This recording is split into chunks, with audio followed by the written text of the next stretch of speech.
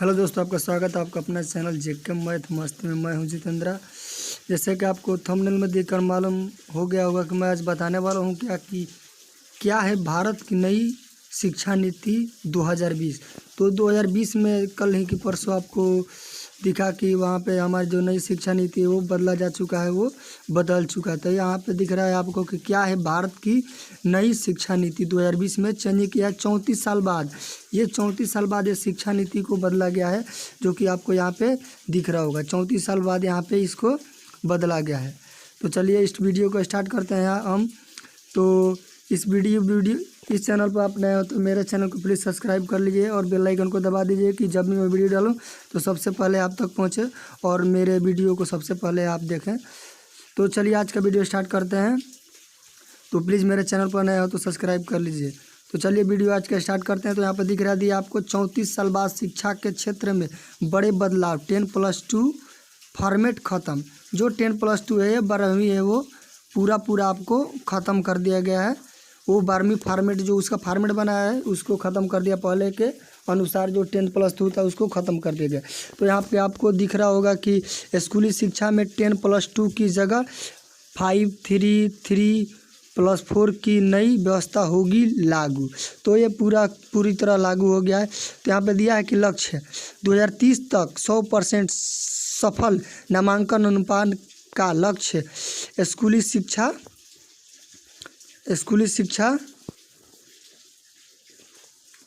यहाँ पर दिख रहा है आपको, लक्ष्य में दिख रहा है कि 2030 तक 100% सफल नामांकन अनुपात का लक्ष्य। स्कूली शिक्षा 2035 तक 50% सफल।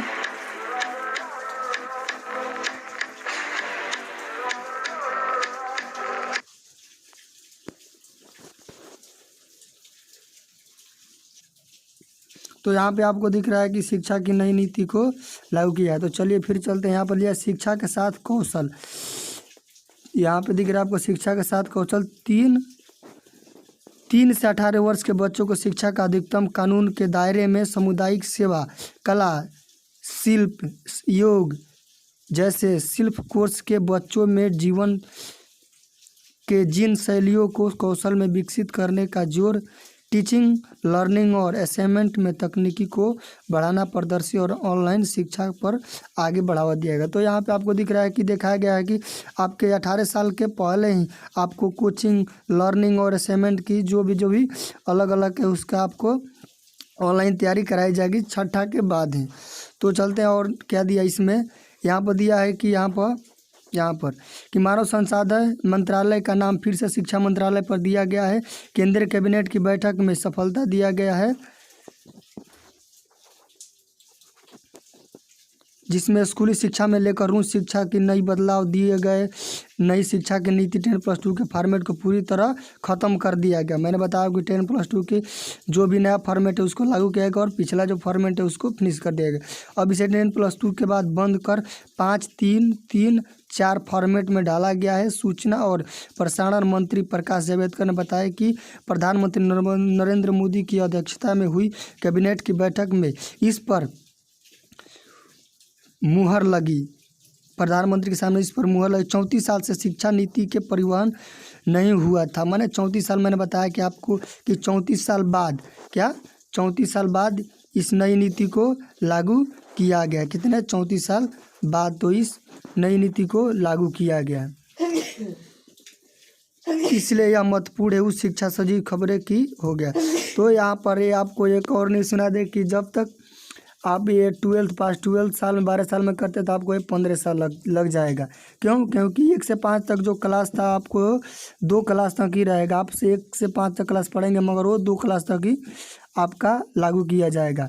यहाँ पर फिर क्या दिया आपका उच्च शिक्षा MA DA ME करने की व्यवस्था। उच्च शैक्षिक संस्थानों में गुणवत्तात्मक पढ़ाई और जो एक कोर्स के बीच में दूसरा कोर्स करने की इजाज़त। यहाँ पर देखो स्कूली शिक्षा 5वीं, यहाँ पर आपको दिख रहा है कि दिया है स्कूली शिक्षा की 5वीं तक हर घर की भाषा, मातृभाषा या स्वाभाविक